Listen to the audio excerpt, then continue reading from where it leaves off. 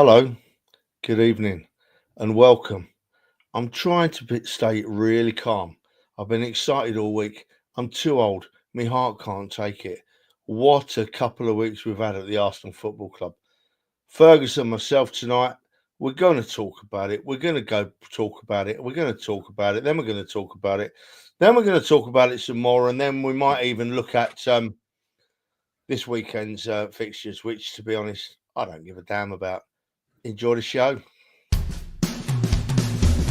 Welcome to another podcast by Guns and Yellow Ribbons. This is your Arsenal podcast by Arsenal fans for Arsenal fans. Enjoy the show.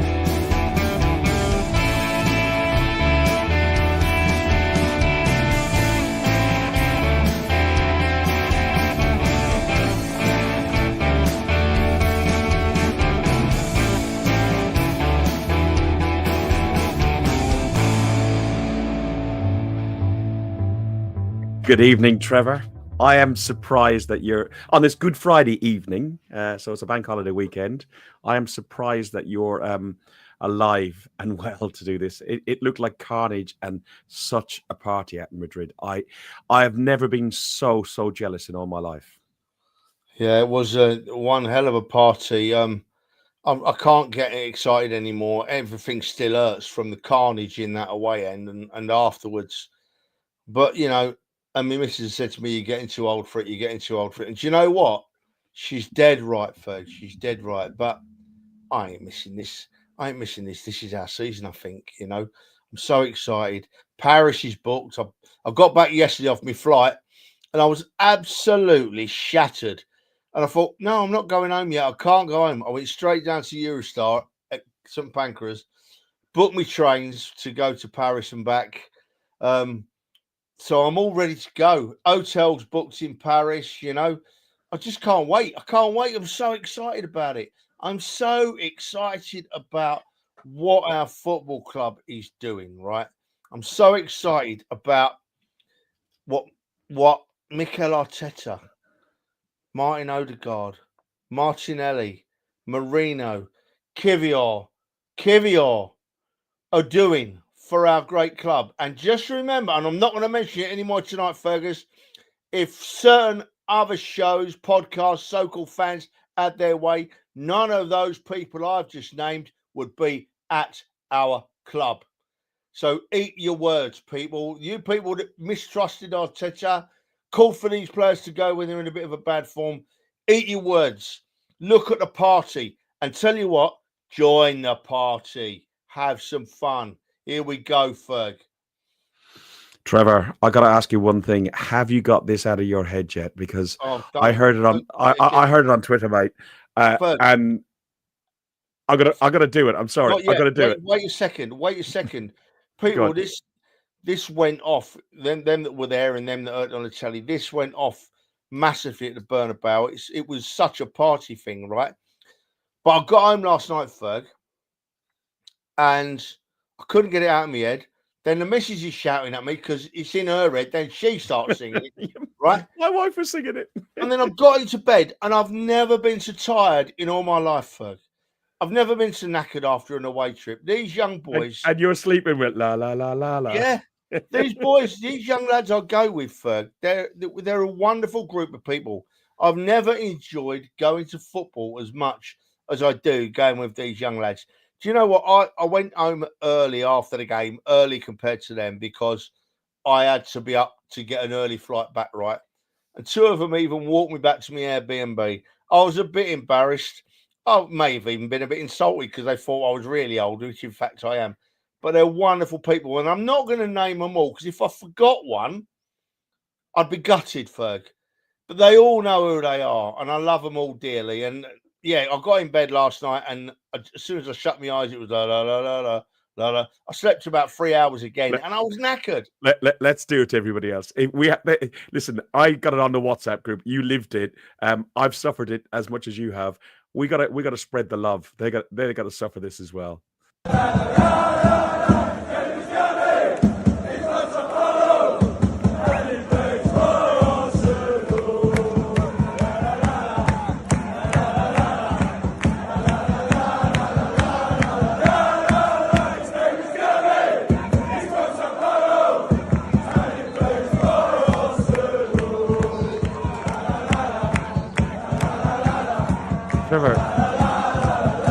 explain the scenes. This is after the game outside the stadium.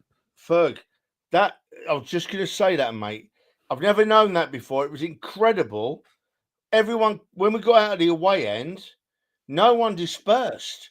There must have been 2,000 or 3,000 Arsenal fans in a big group, just singing and having fun.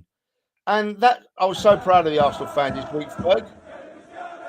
Look Go at on, them. carry on. I was so proud of the Arsenal fans this week because they've had such a great time and not let our club down at all. Not let our club down at all. The only people that let their bosses down were the Spanish police, who decided they were going to be a bit heavy-handed at times. And I was there and witnessed it, and there was absolutely no reason for it. And it's such a shame because this is all they were doing all the few days we were there. Drinking, singing, dancing, and basically being well behaved. And that upper tier, I was in the lower tier, the upper tier above. I mean, it was all bouncing everywhere. But the AA lads that were in that upper tier, they deserve a special mention for, because as I say on this show, right, they're Marmite. Some people love them. Some people hate them. I absolutely love every one of them. And for the first time, they let the drummer in the away end, Ferg. And it just kept the atmosphere bouncing all night. Just kept the atmosphere bouncing all night. I was chatting to Dan about it, Kappa Dan, about the drummer and everything else.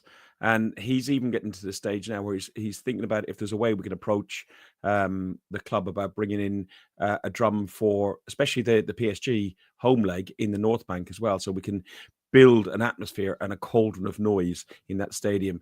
Like the drummer guy from the Ashburton Army was brilliant. Now, to be honest, but also Clarkey in the middle, you could hear him from that far back, and I've seen other videos with him closer.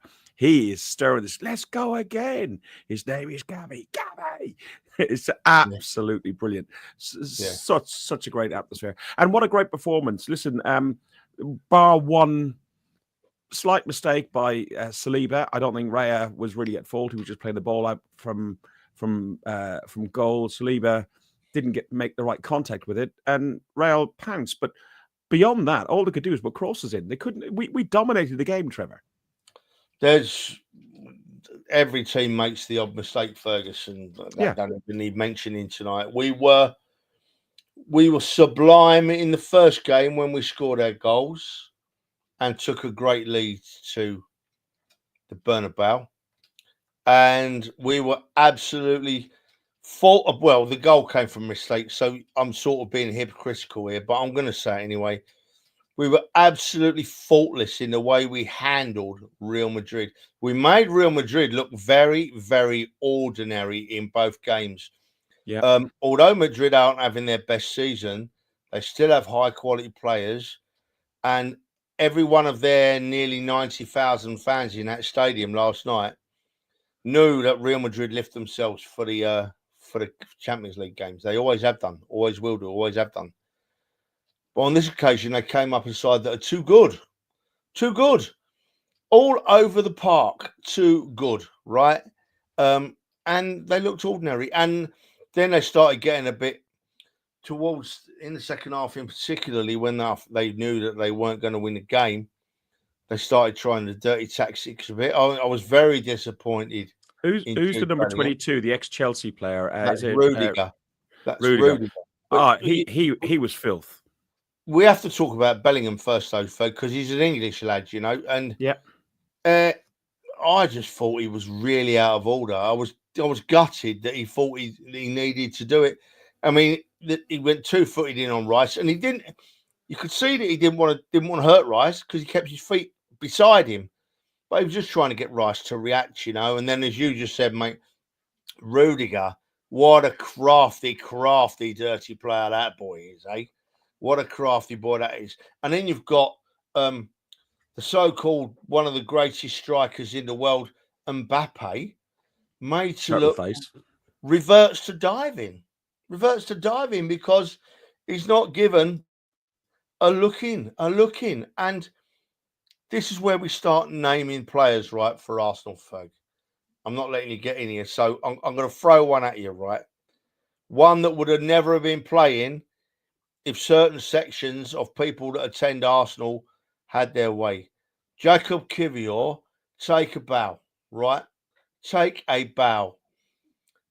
I watched the game back, Ferg, and I watched the full introduction and all the talk on the either end of the game on TNT. I got it on playback.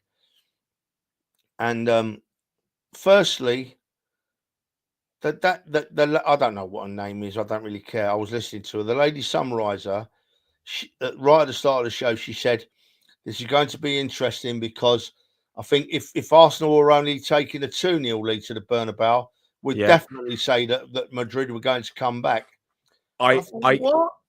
I think, you know what? I think we need to step away from the precipice on that one, because you're going down a completely different thing. That, you know, some of the punditry that we've got on some of the channels at the moment is very, very poor. Even listen, you just have to look at some of the fans that represented us outside the stadium the following day. Albert was there, and we know Albert's a great guy, and he's very knowledgeable about football, and he done a bit for Sky News. But there's other people on there, and I've not seen them at away games. I've hardly seen some of them at home games. I didn't hear what they had to say in a lot of cases, but yeah, you are right. Kivior, not a player I would say that I would have expected to stay in the squad next season. But after his performance and the way he stood up in the last 2 or 3 weeks, I can't see why you can't keep him in the squad as long as you can give him enough game time to satisfy him.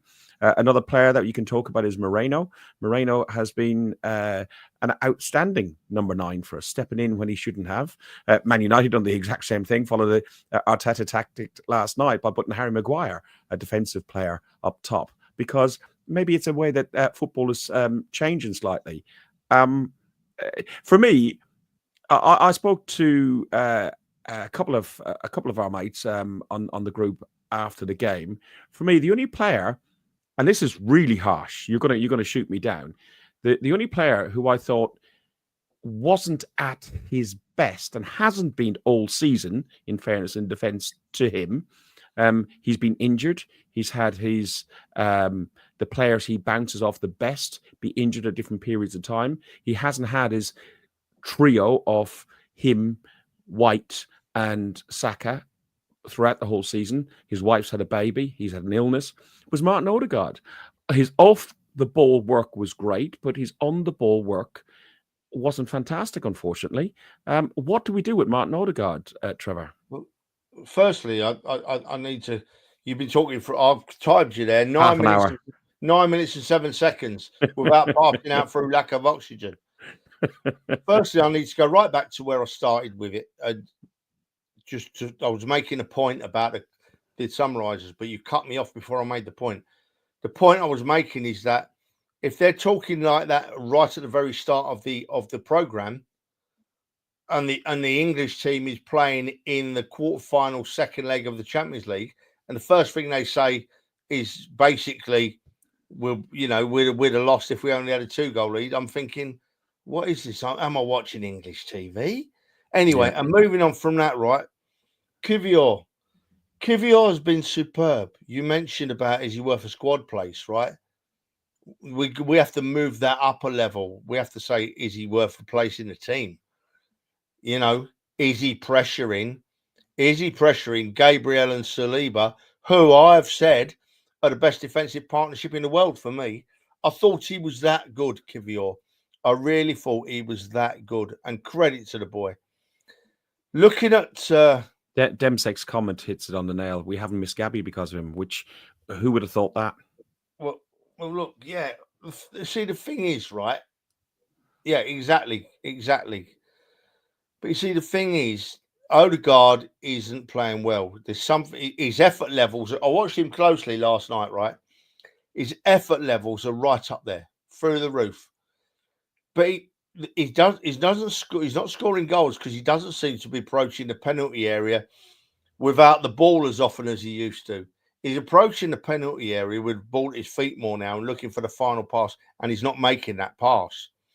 Whereas before it was wingers taking the ball up to the penalty area or another midfielder, and Odegaard would arrive slightly late and score a goal or two from around the edge of the penalty area, you know. And that's not happening at all. But I can see his energy levels are there.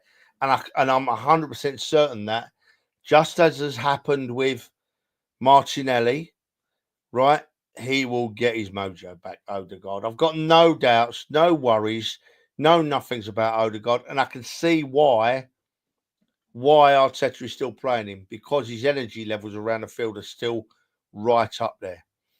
Irish Mick has called me out. Wait till he scores the winner in the final, Fergus. He's captain, and he's a great player. Indeed, he is. Indeed, he is. He's not calling you out there. No. He's not. It was friendly. We're Irish. We're friendly to each other. But I'll tell you what. Somebody who did have a captain's performance on the day, and he did when Partey got that silly yellow card, so he'll miss the first leg, was Declan Rice. Danny in the comments didn't get a yellow card. No, Declan didn't, but Partey did.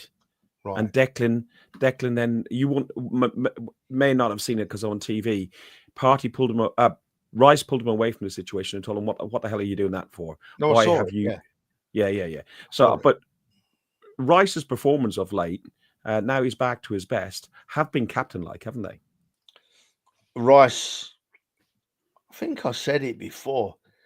I didn't think he could get any better, because he's been superb.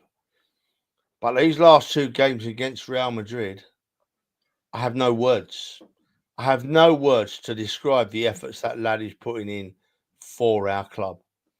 And that's really important, right? Because he's now showing for me that we are his club.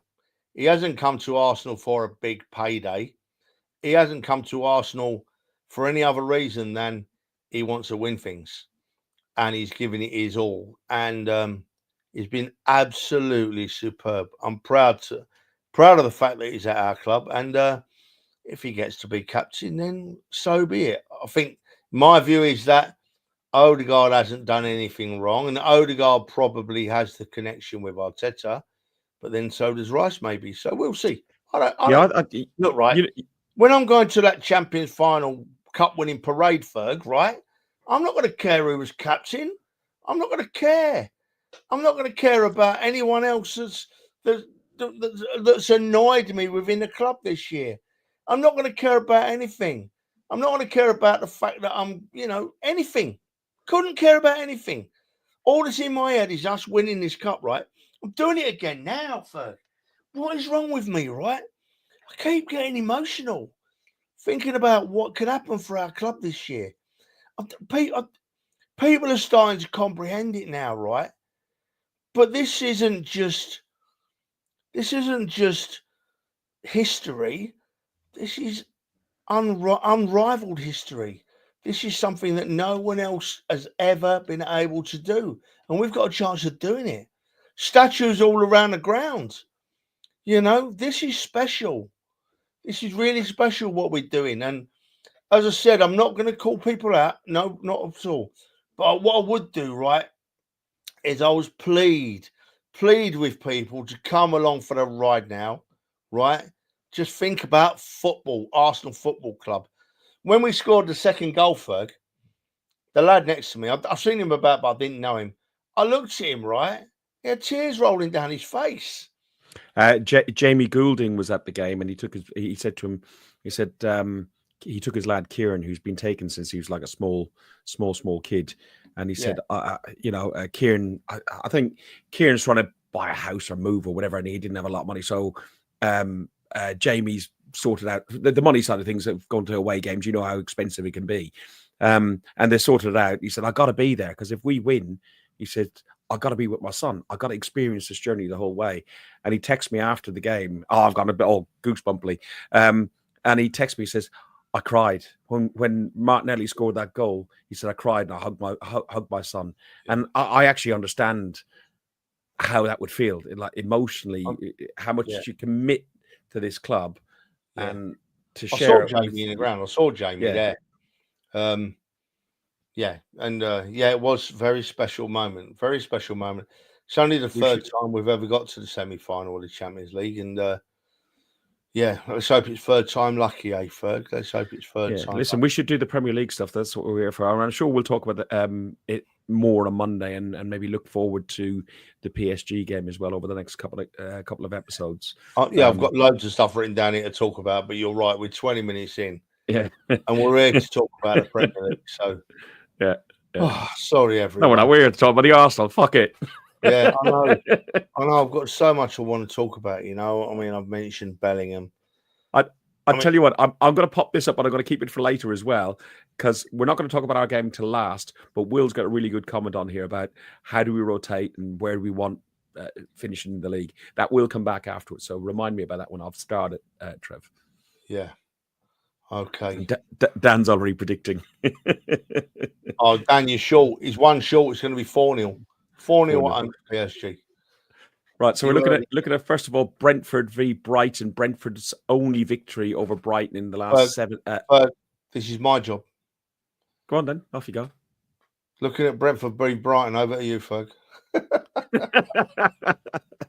Brentford's only victory over Brighton in 7 Premier League meetings was a 2-0 home win in 2022. They've drawn 3 and lost 3. Brentford are winless in 8 Premier League home games, drawing 3 and losing 5.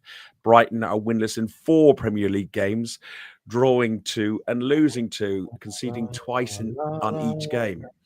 So what's your thoughts on this one? And he plays for Arsenal. La, la, la, la. Brentford 1, Brighton 1. I think Brentford will be all right at home. Brighton are playing quite well. 1-1. Move on. Got no interest. I've gone for Brentford to win, and I've gone 3-2 because Brighton have conceded 2 goals on each occasion. So I've gone for that one. The next game that we've got, Trevor, do you want to do that bit? No, carry on. Please remember to get your put your predictions in the chat if you don't mind, please, people. Yeah, so I'm trying to do all of that as well. Yeah. So we've only got one prediction in there, which is Danny's, where he's gone 1-0 Brighton, and Trevor has gone 2-1 for Brentford.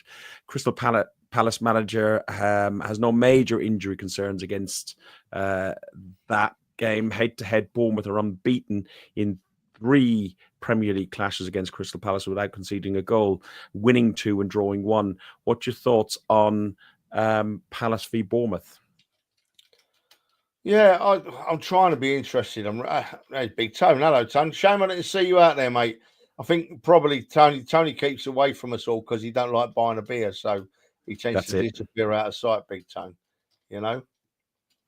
Yeah. Palace v Bournemouth. I think Palace are going to be too strong for Bournemouth. I think they got hammered at City, didn't they, a couple of weeks ago, but they'll be all right this week. I think they'll beat Bournemouth 2-0. Yeah, I've gone for Palace 2-1. Palace at home are quite strong. Cross Jonky, we love that name.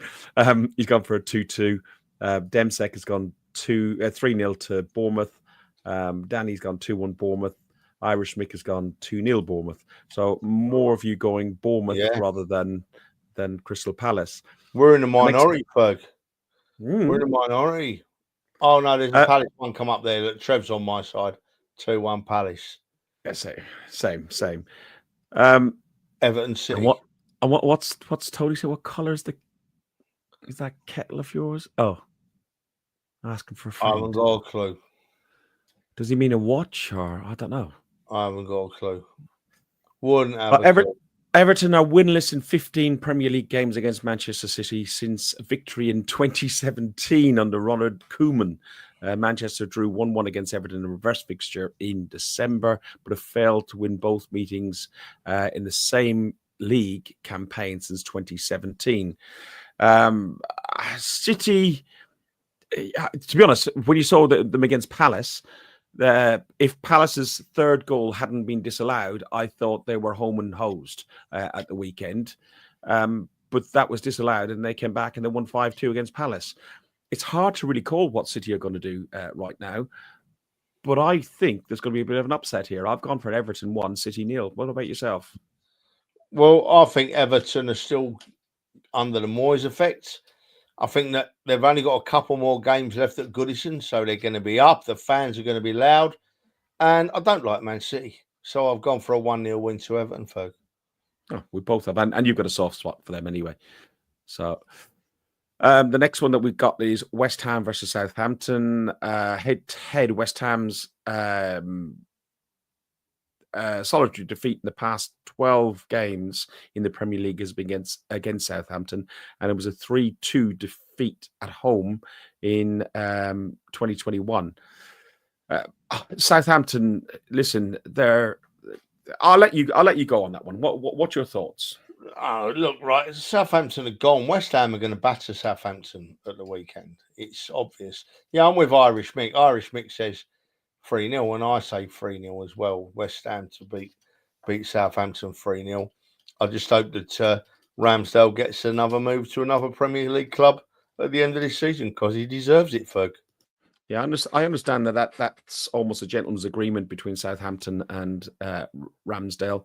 They paid a lot of money to take him in from Arsenal to hope to keep him up, but unfortunately didn't spend any more money on the defence and other areas of the pitch. I've also gone for West Ham 3, Southampton 0. The 5:30 kickoff is Aston Villa, who are hungover from being knocked out of the Champions League. They take on Newcastle, who are third in the Premier League now and still got I think they're now level on games. I don't know. I don't know how this one's going to pan out. I think Aston Villa might be on a downer. What do you reckon? No, I'm the opposite. I think Aston Villa will come back fighting on. I think that Emery will bring them into this game firing on all cylinders and looking to put on a right performance for the home crowd. And I think they're going to beat Newcastle, and they're going to beat them by a couple of goals. Yeah, I'm with Danny there. 3-1 to Newcastle. 3-1. Excuse me. 3-1 to the Villa. 3-1 to. Oh, you gone 3-1 Villa? Yeah. I think it's going to be a tight affair. I think Newcastle, they played a midweek game. So did Villa. Villa would be a bit downhearted. I've gone that Newcastle, who are on a bit of a high and punching up the way up the league. I've gone for a 1-0 to Newcastle. Oh, right. You've gone the opposite direction. Right, Ferg, we're going to talk about one more game, and then we'll have another couple of minutes talking about Arsenal beating Real Madrid, because I can't get it out of my head. Fulham v Chelsea, West London derby, right? West London derby. Fulham playing Fulham, Chelsea playing Fulham. Fulham are not happy about that, and I don't blame them. Chelsea have been up and down, up and down. I don't want Chelsea to get Champions League football next season. I don't really know why, but I don't, Ferg. And I think Fulham at home are going to be too strong for them, and they're going to beat Chelsea 2-0, Ferg. I've gone Fulham. I've gone for a Desmond on this. I've gone a 2-2. Like Fulham haven't done the double over Chelsea in 40 years. I think Chelsea are pushing on for that Champions League 5th spot, which could be maybe a 6th spot, depending on how who wins the Champions League. If we win the Champions League, I think, or if Man United win the Europa League, I think we'll drop the 6th. So no, 5.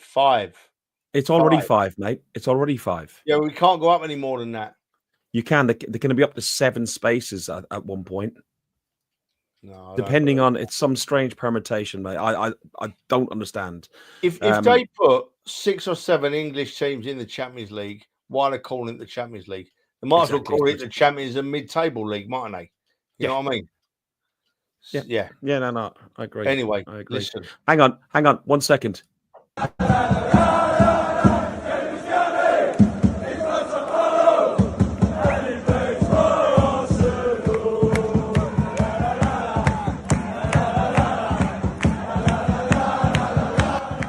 Go on, Trev. No, I'll wait till it finishes.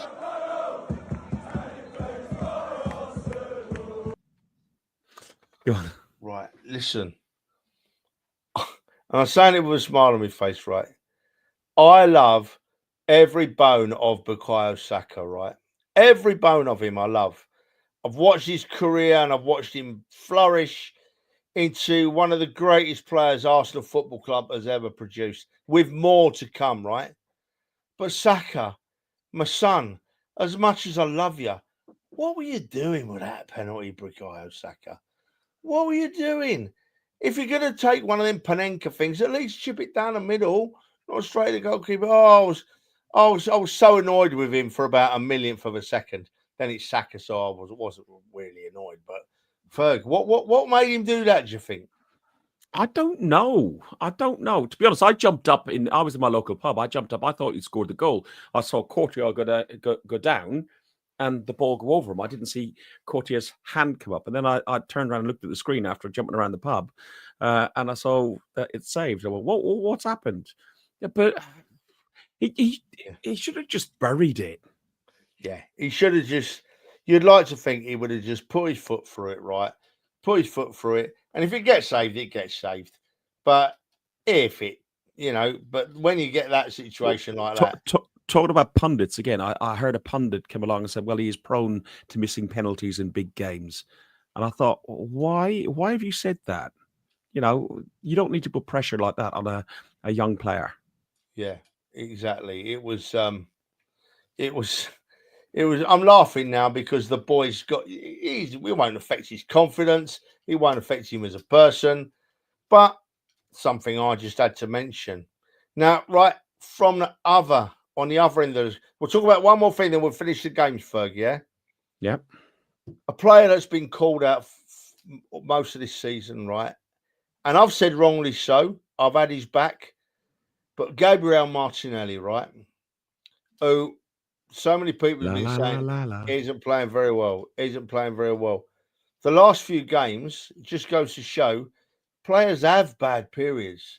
They don't do it on purpose. They just have periods in their career where they're not quite getting the run of the ball, or their confidence might have dropped, or maybe they're just below par for some reason. But that boy, the last few weeks, and Ferg, energy to run the length of the field to pick up that ball and on the 93rd minute of the game. And in the 93rd minute of the game, right? I don't think there was another player on the field that was capable of moving like he did to score that goal. I think he had a point to prove, and as I said in the chat, he got his mojo back. I talked to you guys about it over the last few weeks, and we saw it was the assist for a goal against the North Bank about 3 weeks ago. You commented on it, and the rest of us commented on it. It wasn't. I can't remember what game. It wasn't the Real Madrid game, I don't think. But he had an assist to a goal, and just the passion he had about it, you knew he's back. When he played with Saka and Smith Rowe and Martinelli about 2-3 seasons ago, we're all waxing lyrical. He couldn't get game time enough, and people are saying, you got to play him, you got to play him, you got to play him. He then got injured. It's taken a little while for him to get it over it. And then he was rotated against Trossard.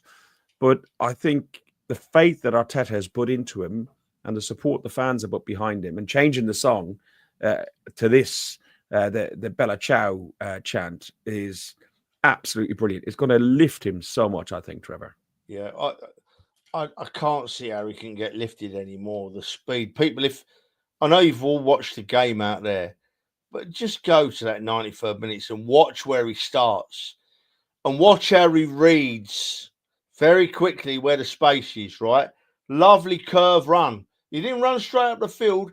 He curved around the defender and then took the ball, and the defender couldn't touch him because it's going to be a penalty. And the finish, sublime. So pleased for the boy. Ferg, I've got more I want to talk about, but shall we just finish off these games, mate? The only thing I'd say is here is Demsek has really got a good point. Martinelli relies on the correct service, and I think when Tierney and Martinelli stopped playing together on that left-hand side, Martinelli then had the injury, and that's when he dropped off his pace. But yeah, I suppose we should look at Man United Wolves, really, shouldn't we?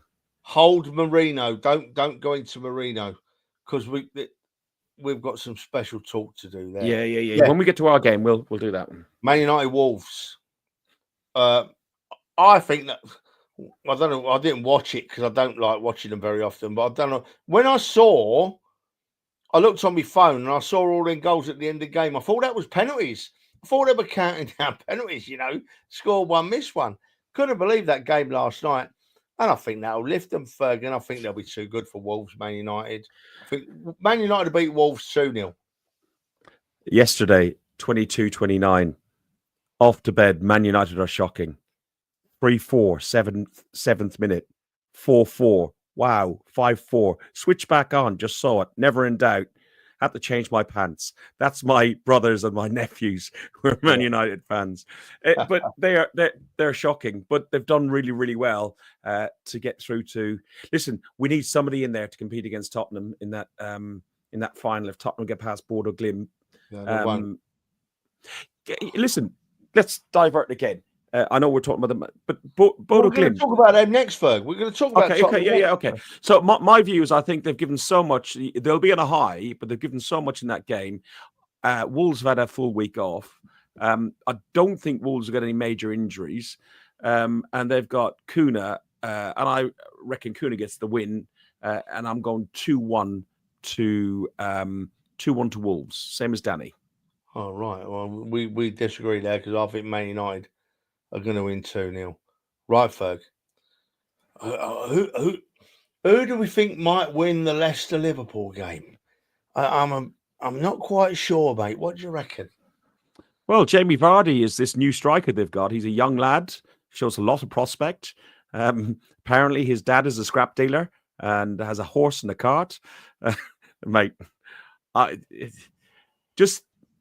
said to you the other week, I want us to win against Ipswich, but it's death by 1,000 knives. I do not want to have to give Liverpool a guard of honour when we get up there. Liverpool, just knock them out. They're awful. They need to be relegated. 3-0 to Liverpool. Yeah, I think I've gone for more, Ferg. I've gone for 5-0 Liverpool because Leicester are just, oh my God. I think they'll get rid of Van Nistelrooy at the end of the season, you know, because he obviously doesn't. You can have players of a lesser quality, but you can still get them to play a bit of a game of football, you know. And he's not even lifting them; they're not even performing, are they? They're awful. No, they're not. Awful. No, they're not. So I think 5-0 to Liverpool, and hopefully I'm about 5 goals wrong, but who knows, mate? Right, Ferg, that lot up the road, Tottenham, are at home to a very, very good Nottingham Forest side. Yeah. Who's going to win? Well, you know, going to win. Wait, let me take that back. Not who's going to win. How many of Forest? How much? I was going to clarify on that.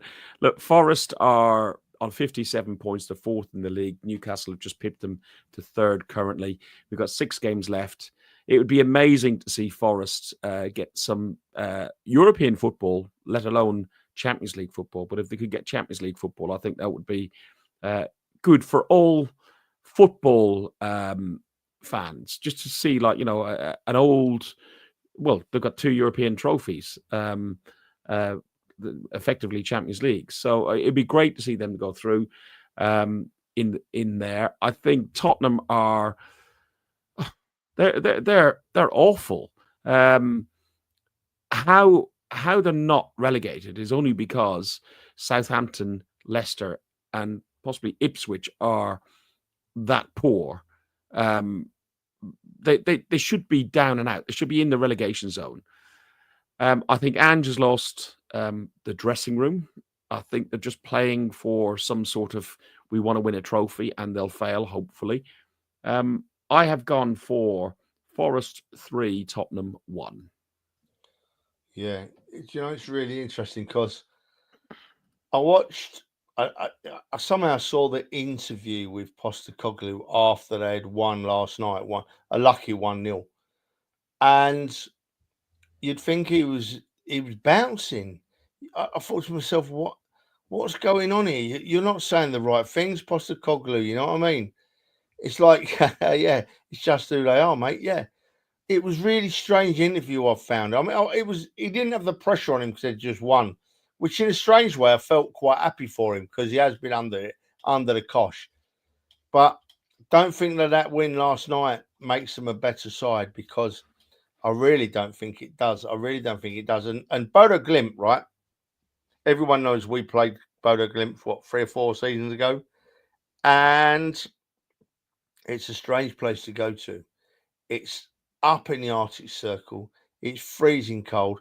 Their fans meeting, I think their ground only holds about 6,000 or 9,000 people, but their fans meet in the centre of the town in Bodo and march up to the ground, right? and there's yellow, their colour everywhere. I have never seen fans so enthusiastic, and they won't stop singing all game. And it's a plastic pitch, and it's hard to play on. We won there 1-0. Bukayo Saka scored, if I remember rightly. Yeah, But it wasn't easy. And Bodo Glimt are capable of a very good performance. And I honestly think that if Bodo managed to keep Tottenham close at the toilet bowl, and they take them back, I don't know what weight round it is. So whatever leg they play at Tottenham, if Bodo can keep that down, I'm sure that Bodo will score more at home. It's all in their favour. And when I went, Ferg, you know me, everyone knows this, right? If I go to places that I know I'm probably never going to go to again, out the way, I buy an half and half scarf. You know, I don't I don't wear them. Actually, most of them, they're all in a box somewhere. But I did buy a Bodo Arsenal half and half scarf, right? I think it's still got the wrapper on it, but that's coming out now. Bodo and Arsenal, we run together until you've beaten Tottenham. Yeah. So come on, I Bodo. remember you unveiling that to me on a little podcast that we done when you were up there, and you told me, do not tell Donna how much you paid for that scarf. I know it's not cheap up there, you know. It's not cheap up there. None of them Tottenham fans will be drunk because they're all tight, and it's about £12 a pint. So yeah. So they play at home first, Tottenham Bodo Glimt on the Thursday, the 1st of May, and then the return leg is on the 8th of May in Bodo. So yeah, if Bodo can keep that score down to 1 or 2 at Tottenham, absolutely they will have a blinding chance when they take them back there. Take them back. I am actually a bit jealous of Tottenham going there because I would love to go back there. The people, the place, the atmosphere, the town, it's stunningly beautiful. It was a perfect trip, apart from the fact I bung everything on a plastic when I went, Ferg. And when I got home and I went to pay it off, I thought, oh my God, I had to ring Barclays. Can I have a quick loan, please?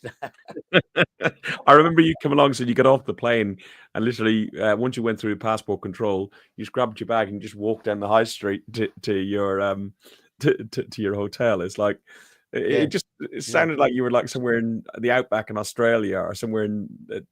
It's the only airport I've ever been to where you just come out the front of the airport, cross the road, 5-minute walk, and you're in the hotel. Yeah. Let's talk Arsenal Ipswich. We got 15 minutes to talk about this, or 10-ish minutes, I suppose, because you'll ramble on, I'm sure. And let's bring up Will's comment. Do we rotate heavily for Ipswich? Do you want Newcastle to overtake us, even though I've lost interest in the league because you didn't finish that off, Will? But look, right. Oh, was that a question to me, or were you going to answer that? Well, the question was, Trev, what's the difference between 2nd and 5th? Yeah, I get that.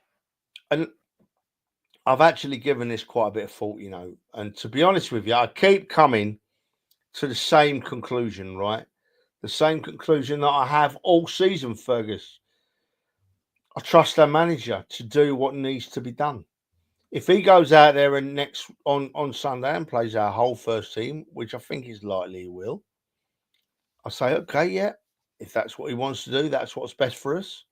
If he goes out there on Sunday and plays 5 reserves, 6 reserves, 7 reserves, I think the same. He knows. Arteta knows. And after all that he's done, surely we trust him now, don't we? Surely we trust him now. I mean, it has actually been, Ferg, it's been wonderful on social media this week because all the Arteta out has disappeared. You know what I mean? It's all gone. It's been wonderful. Suddenly they've all become great fans. They're celebrating all over the place. So to summarise really, Ferg, I genuinely do trust our manager. Genuinely trust our manager. And what he thinks best, whatever 11 he puts on that field at Ipswich, I'll be shouting and screaming my head off on Sunday in support. We're unbeaten in 14 encounters against Ipswich. since 1984, winning the last 4 without conceding any goals. Ipswich are winless in 11 games in the Premier League, the longest streak of any side in the division without ever winning. Liam Delap has a rib injury and he'll be assessed. Amari Hutchinson and Calvin Phillips remain out. And as we touched on, we're likely to rotate heavily in that game. I expect Partey, because he won't be available for the first leg, should play. And that would be, I wouldn't have expected him to play otherwise. But Jorginho and Calafiori are sidelined. Kai Havertz, this could be the game that he could return from injury. And wouldn't that be great to give him 20 minutes? Yeah. Really? I didn't know he was that close. I knew he was close, but I didn't know he was that close. I think we'll be too good for Ipswich, whatever side we put out. Whatever side we put out will be too good for Ipswich. I think we're going to score a few, Ferg. I honestly think we're going to score a few, and I've gone for 4-0 to the Arsenal. Genuinely gone for 4-0 to the Arsenal. I've gone 2-0. Look, we're unbeaten in 10 matches in all competitions, winning 6 and drawn 4. We've dropped 16 points from winning positions this season. Only, we've drawn, I think it's 12 games that we've drawn this season. And that's my fear, that we'll go out there, get 1 goal, sit back, and maybe Ipswich might get 1 back as well. Because the atmosphere there is going to be quite electric, I think. I think there'll be a few scattered among there, a few closet Arsenal fans in the Ipswich end. It's not a huge stadium, but we bring 3,000 there. So we should make a huge noise, Trevor. Yeah, we will. Our away fans are absolutely superb, and they will make noise. They will support whatever team goes out there. But I've got thinking in the back of my head now, Ferg. Us fans, we can't get the Champions League out of our head. Look how much we talked about it tonight, right? Can't get it out of our head. And if it's in the back of them players' minds, I can't fault them. They'll go out and they'll play against Ipswich. But if I was playing a game against Ipswich, I'd give it 100% like I always do. But right in the back of my head, I'd be thinking, please don't let me get injured before we go to Paris in a couple of weeks. It comes quick, or we've got Paris at home in less than a couple of weeks, haven't we? Comes quick. So their minds are going to be working differently to what they normally do. But I'm sure we'll be all right. You threw me a little bit just now, mate. You really threw me a little bit just now when you talked about the Partey booking, right? I've got to go back to it because you've thrown me. So last time I'll touch on this. Now, Partey was very, very silly to get booked at Madrid, right? He reacted and he did something. And when it first happened, I thought, oh my God, he ain't going to get sent off, is he? Because he really pushed the bloke, But having given it thought and seeing the game and knowing what happened, he has a little bit of my sympathy, does Thomas Partey. He genuinely does. Because we were at the stage of the game, and we spoke about it earlier, Ferg, where Real Madrid were just using every dirty trick in the book, I mean, they were just diving, or they were putting a foot in, or they were pushing, or you could see them talking, And all of our team kept it under wraps and kept it under control for about 90 minutes. And then one of them broke, and it was Partey, and he shoved the bloke away when he got on his nerves, I mean, we saw what happened at half-time. That kind of Agia, whatever his name is, wasn't even involved, shouldn't have been near the players, but he's at Saka. The only reason he was at Saka was because he was trying to upset him for the second half of the game, right? And that's what they were doing. So I did feel, I know Partey shouldn't have done it. I know he shouldn't. But after all that was going on, the fact that only one of our players broke and reacted is good, because it could have been far worse. So Thomas Partey misses the first leg. Massive miss. For me, pushing for player of the season with Declan Rice. There's a question there, who comes in for Partey? Should we leave that till Monday, Ferg? Well, to be honest, it was a conversation I had, I think it was Andrew or maybe Dan I was speaking to, who comes in for Partey, because Jorginho is probably not going to be fit. Lewis Skelly could possibly play in that area if Ben White's available. You can put Timber over the other side. and Lewis Skelly is traditionally a defensive midfielder, I believe. So could he fill those boots, Trevor? I would love to see him playing there. I'd love to see Skelly just playing there with Rice. Somebody mentioned that if this Zubimendi deal is on, that Zubimendi and Lewis Skelly are the two holdings. Yeah, well, that's in the future. I don't give a damn about that. Couldn't give a damn about it, Ferg. I'm sorry, mate. The name of what might happen after May the 31st this year doesn't concern me in the slightest. People have been commenting about we need a striker, we need another midfielder, we need this. I don't give a damn. I've got one thing in my mind: watching my football team perform at the very, very highest level. And it's something we love to see the Arsenal do. We don't do it often enough. So milk it and enjoy it. Don't worry about what's going on, right? But as for your right, Ferg, if I had to pick the team, which thankfully I don't because I'll be crap at it, mate, I would honestly be giving serious consideration to pushing Skelly up into Partey's place. But would Skelly, being the young man and the confidence and the wonderful skills that he has, would he be able to hold like Partey does? Or would he have to swap and ask Rice to play a bit deeper and let Skelly go up the field? For me, it works anyway. Do you do Marino and then put Trossard up the top of the middle, you know? No. And I'll tell you why, Ferg, right? Because Mikel Marino has been off the scale. He's been off the scale. He's learned so quickly about what a striker should do, and you can see him improving every week, right? And he scored a wonderful goal in the first leg, right? And people can say to me, well, he never scored in the second leg. Who supplied both the goals? If a striker's not scoring goals, what's the next best thing he does? He assists. It was wonderful. Used to do it all the time. It was a wonderful ball for Bukayo Saka to score a goal with a great finish. A man in Saka that had missed a penalty, and it must have been playing on his mind a little bit, but he's still capable of making that finish. But it was a wonderful little ball from Marino. And then when Martinelli makes that run, right, it's very much I said earlier, it's the end of the game. We're 93 minutes in. They all must be shattered, apart from Martinelli, obviously. Marino, it must be thinking we don't want to give the ball away. We're winning easily. We keep the ball. And he spots that run from Martinelli. And I've watched it and I kept rewinding it. Martinelli doesn't break 1 inch of stride. Not 1 inch of stride does Martinelli break. Picking up the perfect pass. We say he's put it into his stride and put it in front of him, yeah. But that was perfect, that one from Marino. All Martinelli had to do was keep running and pick the ball just came to him. And the finish. So Mikel Marino, for me, plays up front every game till the end of the season. And I'm going to go out on a limb here and I'm going to watch the comments. People are probably going to have a go at me. If Havertz is fit, he sits on a bench while Marino keeps doing what he's doing. Because Havertz hasn't supplied or scored as many goals as Marino has in his few games.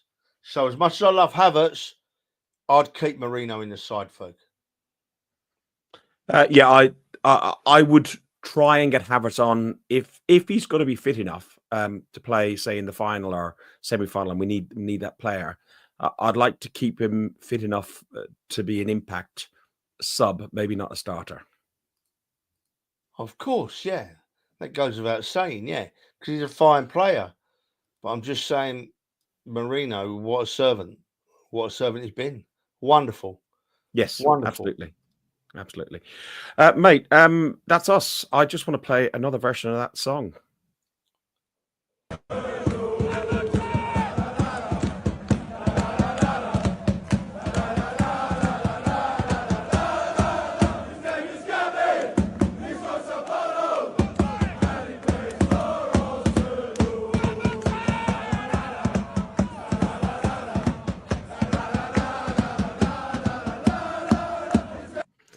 We don't apologise to all our viewers, all 314 of them, who are going to be singing that all night and all weekend. I've been in the car with my wife listening to the radio, and all that's gone through my head is la la la la la. Yeah.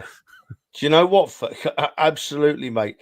Do you know? I don't know if I said it at the start of the show. I might have done. If I did, I'm sorry, people.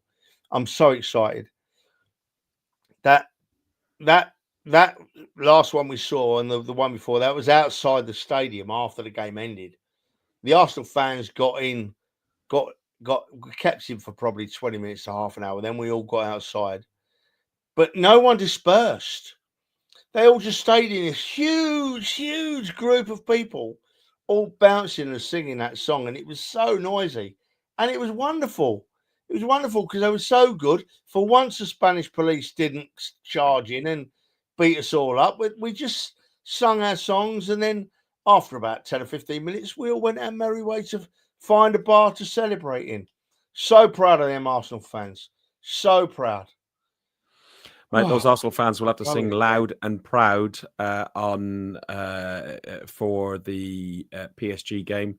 Here's some of them in the black stock.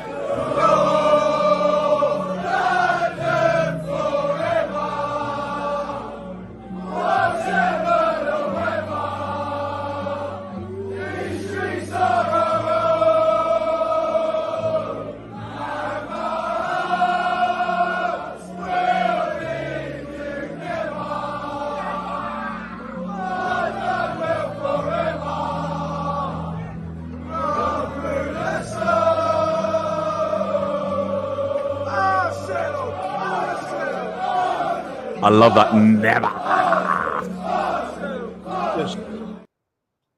Wow, what a time to be an Arsenal fan. We've said about people getting their mojos back, right?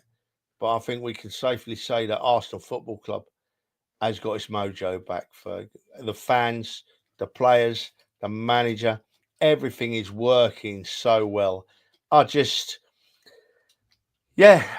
keep just hope it just carries on. Come on, boys, and we're more than capable. People, listen, before Fergus closes us out, right? I don't know whether people like this podcast or don't like this podcast or watch it for whatever reason, but I've made myself a promise, right? In that, because this is Fergus runs his podcast. It's Fergus's baby, and I just come along for the ride. I'm basically a lazy git, you know what I mean? And Fergus does all the work, and I just come in here and talk about my beloved Arsenal. We've got 320 odd people watching now live, which is like gobsmacking. But I'd just like to ask a favour of you all, if you can, right? Because we don't make any money. I'm not saying this to make money. I'm saying this because I love what we do here. If you like what we do, please tell others, yeah?